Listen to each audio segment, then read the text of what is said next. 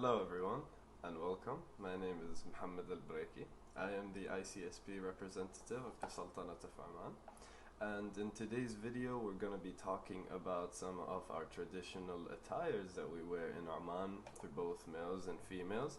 I'm going to take you throughout the different elements that make up the traditional attire for both the males and females, and I'm going to of course showcase some of the examples and provide context to why certain things are the way they are. Starting off, I'm going to showcase an example of female and male attires. We're going to have a person in a dishdasha, but we still go back to wearing the dishdasha, especially for formal settings. As I said, there are different elements that make up both the attires, and we're going to take a look at them. Here are a few examples. Now, for the male traditional attire, I'm going to have an image here, and I'm going to take you through all of the elements. The dishdasha is the main gown that most males are going to be wearing. Most of the time it is going to be white in color. The reason for that, I want to say, is the sunlight. It reflects sunlight because in the Middle East it's pretty hot and we go about our days. Of course we're going to need something to help us cool down, so having an open, really long white gown, that's great for us. The kumma is the headwear that we wear on top of our heads. It is like, think of it like a traditional cap that has designs. It can be shaped, and the shapes are very subjective to the individuals who are wearing them. There isn't a right or wrong.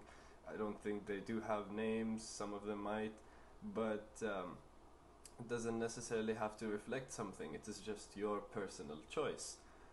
And then we have the Masar, which goes on top of the kumma, which is the turban. It is like a head wrap. This is an example of a Masar. Of course, I'm using it for winter. I like to have it around my neck, keeps me warm. And the last main element would have to be the na'al, which is just an open sandal. Moving on to the accessories. The main accessory would be the khanjar or the asa.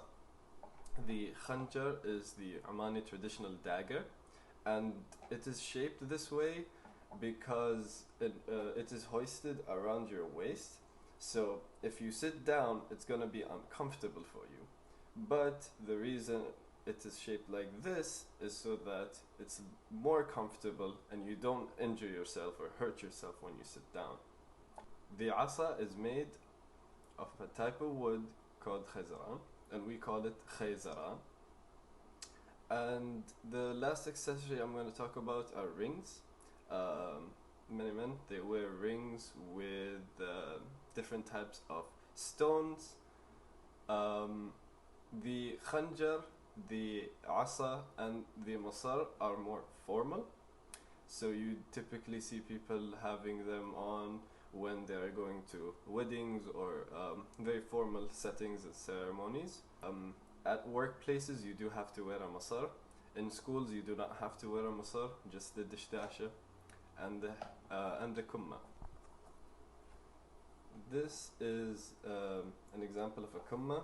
I've already have it shaped. It is black, silver, a bit of grey, white.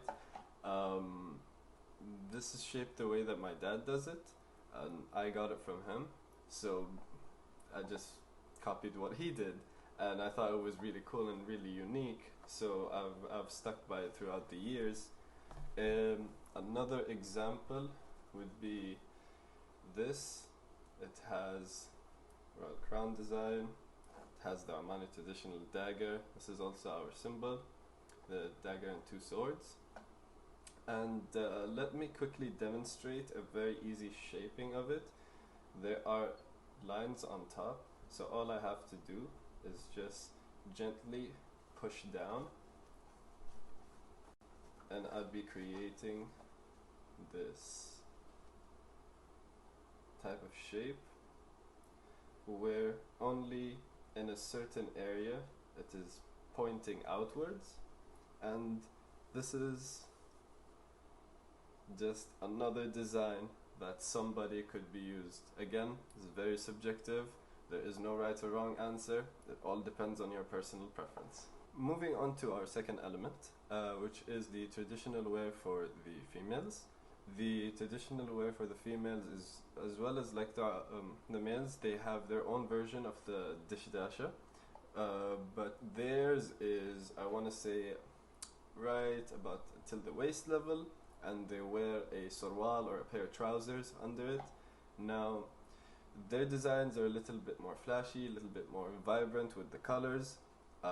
Most males would opt to wearing white, but for the females it's very colorful. You're gonna see some of these examples. The Abbaya is usually the formal wear for the female if she goes outside.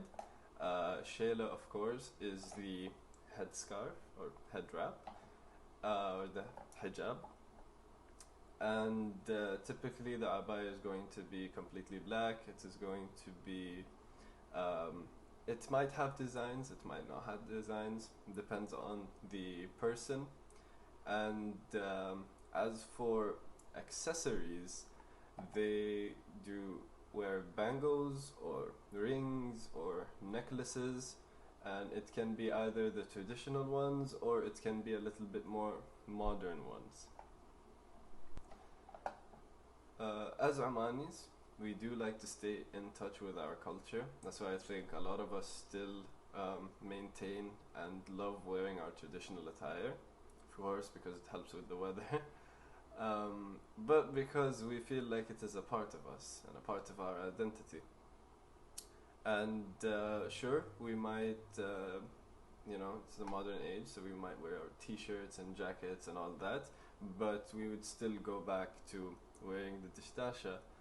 I hope you enjoyed this little video. I hope it was informative for you. Thank you so much for sticking to the end, and wishing you a blessed day.